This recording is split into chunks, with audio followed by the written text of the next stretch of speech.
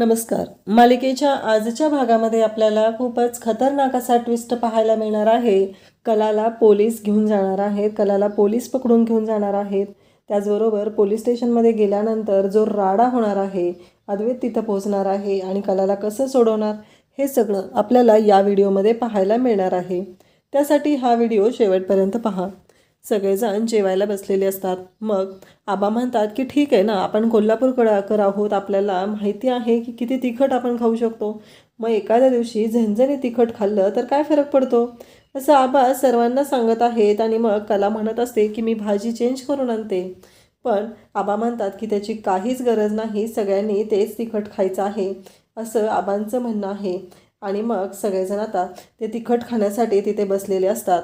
आणि त्यावेळेस अद्वैतला आबा विचारतात की अद्वैत, मला एक कळत नाही आहे की तू सुनबाईवर आरोप का केले, म्हणजे तू डायरेक्ट तिला असं का म्हणाला की तिने तुला एकट्यालाच तिखट खाऊ घालत आहे. तेव्हा आबांनी असं बोलल्या बोलल्या अद्वैत उठतो आणि अद्वैत म्हणू लागतो की आत्ताच्या आत्ता बंद कर, हे सगळं तुझं काय चालू आहे ते. अद्वैत उठतो. अद्वैत कलाच्या समोर हात जोडून उभा आहे आणि कलाला म्हणत आहे की चल, मी तुझी माफी मागतो, माझ्याकडून चुकलेलं आहे खरे, असं म्हणत अद्वैतने कलाची माफी मागितलेली आहे. आणि मग सगळ्यांनाच धक्का बसलेला आहे. म्हणजे सरोज, रोहिणी सर्वजण पाहत आहेत, पण आबांना मात्र अद्वैतचं कौतुक वाटू लागायला लागलेलं आहे. अद्वैतनं जे काही केलेलं आहे त्यामुळं आबा मात्र जाम खुश झालेले आहेत. आबांना खूप भारी वाटत आहे आणि आबा म्हणत आहे की हे सगळं जे काय आहे ना, हे सगळं भारी झालेलं आहे. आबांना अद्वैतचं कौतुक वाटत आहे. इकडे नैनाच्या अंगाची मात्र लाही लाही होत आहे. तिला खूप त्रास होत आहे. तिला असं वाटत आहे की हे सगळं जे काय होत आहे ना, ते आपल्यामुळं होत आहे, राहुलमुळं होत आहे. राहुल माझी बाजू कधीच घेत नाही, म्हणून ह्या सगळ्या गोष्टी घडत आहेत, असं नैनाला वाटत आहे. आणि मग नैना रूममध्ये आल्यावर राहुल मोबाईल बघत बसलेला असतो. मोबाईलमध्ये बघत बसलेला राहुलला जाब विचारू लागते, तुला कळतंय का, तू काय करतोयस, तुला कुठलीच गोष्ट करायची नाही आहे, स्वतःसाठी पण करत नाही आहे आणि माझ्यासाठी पण करत नाही आहे, तुझ्या डोक्यात नक्की काय चालू आहे राहुल, तू असं का वागतोयस. असे अनेक प्रश्न नैना राहुलला विचारू लागते. ती राहुलला म्हणत असते की तुला माहिती आहे का, या तुझ्या वागण्यामुळं किती त्रास होत आहे ते, तू असा वागत असतोस, तू कधीच कोणाच्या समोर माझी बाजू घेत नाही, बघितलंस ना तो अद्वैत आणि ते आबा, त्या कलाने काही जरी केलं ना तरी त्या कलाची बाजू घेऊन असतात. आणि तू काय करतोस, तुला कधीच काही माझ्याबद्दल वाटत नाही आहे ना, आपल्या बाळाबद्दल काही वाटत नाही आहे. मी लग्न झाल्यापासून बघते तुझं नुसतं फक्त मोबाईलमध्ये गेम पार्ट्या एवढंच चालू आहे, ना काम करायचं, ना पैसे कमवायचे, ना काही करायचं आहे, तुला फक्त निवांत बसून राहायचं आहे. हे सगळं नैना राहुलला बोलत असते. राहुलला खूप राग आलेला असतो. राहुल पण तिच्या अंगावरती ओरडत असतो. अक्षरशः राहुल नैनावरती हात उचलतो आणि म्हणतो बस झालं तुझं. पण त्याच वेळी रोहिणी तिथं पोचलेली असते आणि रोहिणी म्हणते, राहुल कळतंय का तुला, ती तुझी बायको आहे आणि या घरची सून आहे. आता रोहिणीने फक्त एकच करायचं ठरवलेलं आहे की नैनाला प्रोटेक्ट करायचं. आणि रोहिणी नैनाला प्रत्येक वेळेस प्रोटेक्ट करत आहे. आणि मग ती नैनाच्या समोर राहुलला म्हणते की तू बाहेर जा, मी तुझ्याशी नंतर बोलते, असं म्हणत तिने त्याला बाहेर पाठवलेलं आहे. आणि त्याच वेळी आपल्याला पाहायला मिळतं की हे सगळं जेव्हा सुरू असतं तेव्हा मात्र इकडे नैनाच्या समोर ती उभी असते आणि नैनाला म्हणू लागते की तुला माहिती आहे का, हे सगळं जे काय होत आहे ना ते कशामुळे होत आहे. फक्त आता रोहिणीने एकच ठरवलेलं आहे की नैनाच्या मनात कलाबद्दल विष घालवायचं आणि ते काम ते खूपच चांगल्या पद्धतीनं करत आहे. हे सगळं जेव्हा घडत आहे तेव्हा मात्र इकडे तिला जराही वाटत नाही की आपण आपल्या मुलाच्या विरोधात बोलतोय, आपल्या मुलाच्या विरोधात बोलल्यामुळं काय प्रॉब्लेम होऊ शकतो याची पण तिला जाणीव नाही. त्यानंतर आपल्याला पाहायला मिळतं कला रूममध्ये आलेली आहे आणि मग अद्वैत म्हणत असतो की तू हे सगळं मुद्दाम करत आहे, तू जाणून बुजून माझ्याशी अशा पद्धतीनं वागत आहे, हे सगळं तिला अद्वैत म्हणत असतो. अद्वैतला ती म्हणत असते की तुला काय वाटलं, मला जर तुला तिखट खाऊ घालायचं असेल तर मी सगळ्यांना कशाला त्रास देईल, तुला एकट्याला घालेल ना. सकाळी तुला उपमा खाऊ घातलास आणि आज काही संध्याकाळी स्वयंपाक करताना माझं तसं इंटेन्शन नव्हतं, तुझ्यामुळे मी सगळ्यांना त्रास कशाला देऊ, असं ती सांगत असते. तेव्हा अद्वैत म्हणतो म्हणजे काय म्हणायचं आहे का तुला. तेव्हा कला म्हणते असं पण माझा मूड नाही आहे बरं का, तू शांत राहा. आणि अद्वैत म्हणतो म्हणजे तुझा मूड नाही आहे म्हणजे काय. तेव्हा कला म्हणते की हे बघ, मला कंटाळा आलेला आहे, मला झोप आलेली. कलाला खरं तर तिच्या काकांची टेन्शन येत असतं. काकांचा अपघात झाला, काका आपल्याला सोडून गेले, आज त्यांचं श्राद्ध होतं, या गोष्टीचा विचार कलाच्या डोक्यात सुरू असतो. पण इकडे अद्वैतचं मात्र वेगळंच सुरू असतं. अद्वैतच्या डोक्यात विचारही येत नाही की कला पण कोणत्या तरी प्रॉब्लेममध्ये असू शकते. हे अद्वैतला जाणवतच नसतं. अद्वैतचं असं म्हणणं असतं की ठीक आहे ना, एवढं काय त्याच्यामध्ये. आणि तो तिच्याशी बोलत असतो. कला म्हणते की गुड नाईट, गुड नाईट म्हणते आणि तशीच झोपी जाते. त्यावेळेस अद्वैत म्हणतो गुड नाईट म्हणजे काय, good night good night good night. 3 वेळा अद्वैत तिला गुड नाईट म्हणू लागतो. तेव्हा कला म्हणते की ठीक आहे ना मग.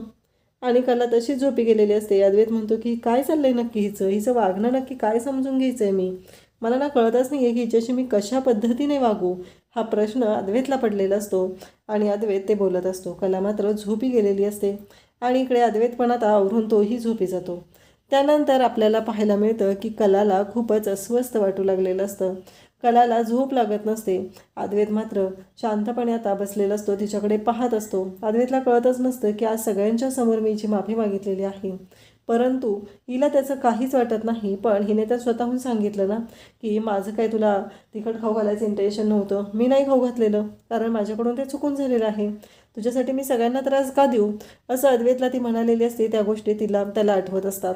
इकडे रोहिणी राहुलकडे येते आणि राहुलला म्हणू लागते की तुला कळतंय का तू काय करतोयस, मागच्या वेळेस झाला तेवढा गोंधळ पुरेसा नाही आहे का, त्यावेळेस आपण पूर्णपणे अडकलो होतो, आत्ता कुठंतरी वाचत आहोत आणि पुन्हा तेच करायचं आहे का. राहुल म्हणतो हे बघ ती नैना कशी आहे ते मला चांगलं माहिती आहे, तिने मला फसवलेलं आहे आणि तू तरीही तिचीच बाजू घेते, नक्की कळतच नाही आहे की तुझा प्रॉब्लेम काय आहे, तू तिची बाजू घेऊन का प्रत्येक वेळेस माझ्याशी बोलत आहे, तिची बाजू घेऊन का प्रत्येक वेळेस तू माझ्याशी भांडत आहे. हे सगळं राहुल आता रोहिणीला विचारत असतो. रोहिणी म्हणत असते की एकदम गप्प बसायचं, तू मला कोणत्याही गोष्टीचा जाब विचारायचा नाही एवढं लक्षात ठेव. तेव्हा राहुल रोहिणीला म्हणू लागतो की कळतंय का मम्मा तुला काय करतेस तू. रोहिणी म्हणते मागच्या वेळेस झालेला गोंधळ आपण अजून निस्तरतो आहेत, आता पुन्हा आणखी गोंधळ घालू नको ज्यामुळे प्रॉब्लेम क्रिएट होती. राहुल मात्र विचारच करत असतो. राहुल म्हणत असतो की मी काय केलेलं आहे प्रॉब्लेम क्रिएट, ही प्रत्येक वेळेस मलाच का बोलत आहे, कारण ती नैना चुकीची आहे, ती नैना चुकीच्या पद्धतीने रिॲक्ट करते, ती नैना चुकीच्या पद्धतीने वागते, मग मॉम माझ्यावरती का चिडते. हे सगळं जेव्हा इथे बोलत असतो राहुल, तेव्हा मात्र तिचं असं म्हणणं असतं की काहीही झालं तरी इकडे तिला म्हणायचं असतं की तू त्या नैनाशी असं वागायचं नाही. संगीता इकडे विचार करत असते, तिला काही झोपच येत नसते. ती म्हणत असते की काय झालं हे सगळं, माझ्यामुळं माझ्या लेकीच्या संसाराचं आयुष्याचं वाटोळं झालेलं आहे. मी तिला त्या नैनीच्या जागी लग्नात उभं केलं नसतं तर आज ही वेळ आली नसती. आज कलाला जो काही त्रास होत आहे ते माझ्यामुळं सगळं होत आहे, असं संगीताचं म्हणणं असतं. संगीताला वाटत असतं की या सगळ्याला कुठंतरी मी जबाबदार आहे, माझ्यामुळं हे सगळं झालेलं आहे, म्हणून संगीता स्वतःला दोष देऊ लागते. तिचं असं म्हणणं असतं की काहीही झालं तरी माझ्या पोरींच्या बाबतीत जे काही घडत आहे त्याला मीच जबाबदार आहे, असं ती म्हणत असते. आणि मग ती उठते आणि म्हणते की माझ्या कलेचं वाटोळं मी केलेलं आहे, त्याची शिक्षा तर मला मिळाली पाहिजे, मला जगण्याचा अधिकार नाही, असं कला म्हणू लागते. इकडे संगीता म्हणू लागते. संगीता मग किचनमध्ये येते आणि किचनमध्ये आल्यानंतर ती म्हणते की नाही, मला जगायचा अधिकार नाही, मला स्वतःसाठी आता माझ्या पोरींच्या आयुष्याचं वाटोळं झालेलं आहे, मला जगायचंच नाही, असं म्हणत संगीता किचनमध्ये आलेली असते आणि ती तिथे केरोसिनचा डबा शोधू लागते. केरोसिनचा डबा तिच्या हाताला लागतो. ती रडत असते. ती म्हणत असते की आज माझ्या कलीचं वाटोळं झालेलं आहे, त्याला फक्त आणि फक्त मी जबाबदार आहे, माझ्या कलीच्या संसाराचं वाटोळं माझ्यामुळं झालेलं आहे आणि माझ्या कलीच्या आयुष्यात जो गोंधळ झालेला आहे तो फक्त आणि फक्त माझ्यामुळे झालेला आहे. मी जर कलेला त्यावेळेस तसं लग्नासाठी तयार केलं नसतं तर आज ही वेळ माझ्या कलेवरती आली नसते. हे सगळं बोललं जात असतं. त्यानंतर आपल्याला पाहायला मिळतं की संगीता आता रॉकेलचा डबा स्वतःच्या अंगावरती ओतून घेते. कला इकडं खूप अस्वस्थ झालेली असते. कलाला कळतच नसते की काय होतं आहे हे सगळं, कशामुळं असं होतं आहे, आणि कलाला खूप त्रास होऊ लागलेला असतो. कला म्हणत असते की नाही, काहीतरी वेगळं घडत आहे असं कलाला जाणवत आहे. आणि मग कला उठते आणि खाली येऊन ती देवाच्या समोर बसते, हात जोडून बसलेली असते की मला कळत नाही आहे की नक्की काय होत आहे, माझ्याकडून काय चुकतं आहे का, आई अंबाबाई खरंच तू रक्षण कर, असं म्हणत ती आई अंबाबाईच्या समोर हात जोडत आहे. ती म्हणत आहे की काही झालं तरी माझ्या दोन्ही कुटुंबातील व्यक्तींना सुखात ठेव, त्यांच्यावर कोणतंही संकट येऊ देऊ नकोस, असं कला बोलत असते. परंतु इकडे दिवा मात्र फडफडू लागतो, कारण संगीताने तिकडे अंगावरती रॉकेल ओतून घेतलेलं असतं आणि कलाला मात्र इकडे त्या गोष्टीची चाहूल लागलेली असते. काहीतरी चुकीचं घडत आहे, काहीतरी विपरीत घडत आहे, या गोष्टींची चाहूल कलालाही लागलेली असते आणि कलालाही खूपच टेन्शन आलेलं असतं. इकडे दिनकर उठतो, त्याला खोकला लागलेला असतो आणि पाहतो तर काय, दिनकरला समोर संगीता दिसत नाही. दिनकर म्हणतो की संगे पहिल्यांदा दिनकर पाणी घेतो आणि संगीताला आवाज देऊ लागतो, परंतु संगीतापर्यंत काही आवाज पोहोचत नाही. मग दिनकरच्या आवाजाने इकडे काजल उठलेली असते. काजल म्हणू लागते की काय झालं, बाबा का बोलत आहेत, हा प्रश्न काजलला पडलेला असतो. आणि काजल मग तीही जागी होते. तिचंही म्हणणं असतं की काहीही झालं तरी आता बघूया नक्की काय झालं आहे, म्हणून तीही उठून बाहेर येते. आणि इकडे पाहते संगीताला दोघंही शोधू लागतात. संगीताने आता अंगावरती रॉकेल ओतून घेतलेलं असतं आणि तिने काळी पेटी हातात घेतलेली असते, म्हणजे तिने स्वतःला पेटवून घेण्याचा निर्णय घेतलेला असतो. हे सगळं संगीता करत असते. संगीताला जराही विचार आलेला नसतो की आपल्या दुसऱ्या लेकीचं काय होणार आहे, आपल्या कलेला जेव्हा हे कळेल तेव्हा तिचं काय होईल, या कोणत्याही गोष्टींचा विचार संगीताने केलेला नसतो. संगीताच्या डोक्यात एकच असतं की माझ्यामुळं माझ्या मुलींना त्रास झालेला आहे आणि मी आता शांत राहू शकत नाही, एवढंच संगीताच्या डोक्यात असतं. आणि संगीता म्हणत असते की काहीही झालं तरी माझ्यामुळे हे सगळं घडत आहे, असं संगीताचं म्हणणं असतं. आणि इकडे काजल आणि दिनकर दोघंही संगीताला वाचवण्यासाठी जवळ येतात, तिला शांत करत असतात, तिला म्हणत असतात की असा विचार नको करू. परंतु संगीता मात्र ऐकायलाच तयार नसते. दिनकर म्हणत असतो, तुला कळतंय का काय झालं हे सगळं, संगीत काय विचार करतेस तू, असा विचार मी कधी विचार पण केला नव्हता की तू स्वतःला संपवशील. तेव्हा संगीता सांगू लागते की तुम्हाला नाही माहिती, हे सगळं माझ्यामुळे झालेलं आहे. काजल तिला जवळ घेत असते, शांत करत असते. ती म्हणत असते की हे सगळं माझ्यामुळे झालेलं आहे, या सगळ्याला मी जबाबदार आहे. कली सांगत होती आज मला, तिच्यात आणि जावे बापूमध्ये काहीही चांगलं नाही आहे, जे काय होत आहे ते फक्त आणि फक्त माझ्यामुळे घडत आहे. आणि हे सगळं जेव्हा तिने सांगत असते तेव्हा इकडे धक्का बसलेला असतो. आणि त्याचबरोबर असं म्हणणं असतं की काहीही झालं तरी माझ्यामुळे हे सगळं झालेलं आहे, या सगळ्याला मी जबाबदार आहे, असं दिनकरला संगीता सांगत असते. ती म्हणत असते की मला कळतच नाही आहे की हे सगळं काय होत आहे, मी या सगळ्याला जबाबदार आहे, मी या सगळ्यातून मुक्त व्हायचा विचार केलेला आहे, असं ती बोलत असते. त्याचवेळी आपल्याला पाहायला मिळतं की दिनकर म्हणत असतो की संगे असं पळून जाणार आहेस का तू, आपल्या लेकीचं आपल्याला चांगलं करायचं आहे ना, पण तू जर असं पळून जायचा निर्णय घेतला, तू जर अशी माघार घेतली तर या सगळ्यातून आपण तिला बाहेर कसं काढणार, तिला आधार कसा देणार आहोत, तुझ्या लक्षात येतं आहे का संगे. अगं ह्याला पळपुटे म्हणतात, तुला पळून जायचं आहे का आपल्या लेकीचं आयुष्याचं चांगलं झालेलं बघायचं आहे, तू स्वतःला संपवून काय करतेस हे कळतं आहे का तुला, असं दिनकर म्हणत असतो. आणि त्याच वेळी संगीता रडत असते. काजल म्हणत असते की आई असा नको विचार करू तू, अगं असं काही नाही झालेलं. आणि पण संगीता म्हणत असते तुम्हाला दोघांना नाही माहिती, एवढं सगळं घडलेलं असून पण कलाने मला एकदाही दोष दिलेला नाही, फक्त तिनं मला सांगितलं की यापुढे माझ्यामध्ये आणि अद्वैत चांदेकरमध्ये काहीही चांगलं घडणार नाही, तू कोणतीही अपेक्षा करू नकोस, असं तिनं सांगितलेलं आहे. कोणतीही आशा लावून बसू नको की तुझ्या लेकीचा संसार चांगला होईल, तुझा जावई तिच्याशी चांगलं वागत आहे, असं काही घडत नाही आहे. कारण मंगळागौरीपासून त्याने ते नाटक केलेलं होतं, आबांची तब्येत बिघडलेली होती, त्यासाठी त्याने ते की नाटक रचलेलं होतं. हे सगळं जेव्हा संगीता सांगत असते तेव्हा मात्र इकडे सगळ्यांना धक्का बसलेला असतो. दिनकर म्हणत असतो की ठीक आहे, आपल्याला तर माहिती आहे त्यांच्या आयुष्यात काय घडलेलं आहे, त्यामुळं आपल्यालाच या सगळ्या गोष्टींचा विचार करायचा आहे, असं दिनकर सांगत आहे. दिनकरचं म्हणणं आहे की ठीक आहे, आपण बघूया, आपल्या लेकीला जर यातून बाहेर काढायचं असेल तर आपणच करू शकतो.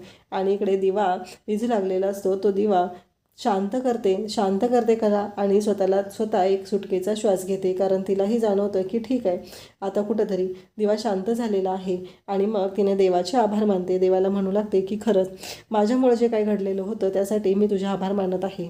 इकडे रूममध्ये आलेली असते आणि ती दिवा बंद करत असते. तेवढ्यात अद्वैत तिथे येतो, उठतो आणि म्हणतो तुला कळत नाही आहे का, झोपायचं आहे, मला सकाळी कामं आहेत, मला काय एवढंच करायचं नाही आहे. कला मात्र विचार करत असते, या चांदेकरला कधीच कोणाबद्दल काहीच वाटत नाही आहे, याच्या मनात फक्त याच्याच गोष्टी आलेल्या असतात, याला फक्त याचंच पडलेलं असतं, याला कधीच कोणाबद्दल कुठल्याच गोष्टींबद्दल काहीच वाटत नाही, असं कला म्हणत असते. आणि मग अद्वैत मात्र तसंच झोपी जातो. दुसऱ्या दिवशी सकाळी कला अद्वैतला म्हणत असते की चांदेकर माझ्याबरोबर चल, मला मार्केटमध्ये जायचं आहे, साहित्य घ्यायचं आहे. अद्वैत म्हणत असते की तुझा. तेव्हा कला म्हणत असते की अरे खूप साहित्य घ्यायचं आहे, तू माझ्याबरोबर आलास तर बरं होईल. पण अद्वैत मात्र ऐकायला तयार नसतो. शेवटी मग कला आता गाडीची चावी घेते आणि गाडीची चावी घेऊन ती जाते. तिला काही गाडी चालवता येत नसते, समोर लोक येत असतात आणि कलाला गाडी कंट्रोल करता येत नसते, ब्रेक दाबता येत नसतो. आणि कला म्हणत असते की मला नाही चालवता येत गाडी, मला नाही चालवता येत गाडी, असं कला म्हणत असते. आणि कला असं म्हणत लोकांना बाजूला करण्याचा प्रयत्न करते, तरीही एक टू व्हीलरवाला व्यक्ती येऊन तिथे धडक बसत असते आणि त्याचवेळी तिथे पोलीस जमा होतात आणि कलाला म्हणतात की चला चला मॅडम, तुम्हाला पोलीस स्टेशनला यावं लागेल. आणि असं म्हणत कलाला पोलिसांनी आता ताब्यात घेतलेलं आहे आणि कलाला घेऊन पोलीस स्टेशनमध्ये निघालेले आहेत. तेव्हा मात्र इकडे कलाला धक्का बसलेला आहे. त्या हवालदार मॅडमनी कलाला ताब्यात घेतलेला आहे आणि त्या म्हणत आहेत की आता तिकडे गेल्यानंतरच आपल्याला सगळ्या गोष्टींचा उलगडा होणार आहे. आता अद्वैत हा कलाच्या मदतीला धावून जाणार आहे. पहिलं तर सोहम तिथं जाणार आहे आणि सोहम कलाला सोडवणार आहे. त्याचवेळी अद्वैत तिथं पोहोचणार आहे आणि अद्वैत तिथे त्या पोलीस स्टेशनमध्येच कलासोबत इतकं भांडण करणार आहे की कला आणि अद्वैत त्यांचं भांडण बघून पोलिसांना धक्का बसतो आणि पोलीस म्हणतात की तुम्हाला कळतंय का, तुम्ही जे काही करत आहात त्या सगळ्यामुळं काय भोगायला लागतंय ते, आणि तुमच्यामुळं तुम्हाला जाणवतही नाही की तुम्ही घरी नाही आहेत, पोलीस स्टेशनमध्ये, या गोष्टीचाही विचार तुमच्या डोक्यात येत नाही. हे सगळं अद्वैतला पोलीस बोलत असतात आणि त्यांना म्हणतात की तुम्ही दोघं आत्ताच्या जा. म्हणजे कलाचा इकडे जामीन केलेला आहे, तिला समज दिलेली आहे, कारण तिला गाडी चालवता येत नसते तरीही ती बाहेर आलेली असते गाडी घेऊन. आणि त्यानंतर अद्वैत तिला म्हणतो की तुला कळतंय का, तू ही गाडी घेऊन का गेलेलीस. तेव्हा कला म्हणते की आता तू चालवणार आहे का मी चालवू. अद्वैत लगेचच कलाच्या हातून गाडी घेतो आणि म्हणतो चल मी चालवणार आहे, असं म्हणत तो तिला सांगतो आणि कलाला घेऊन निघू लागतो. त्यानंतर आपल्याला पाहायला मिळतं की आता अद्वैतला कलाने एक चांगलीच मजा दाखवलेली आहे, ती म्हणजे तू जर माझं ऐकलं नाही तर मी गाडी घेऊनही जाऊ शकते, हे दाखवून दिलेलं आहे. अशाच अपडेटसाठी चॅनलला सबस्क्राईब करा. थँक्यू.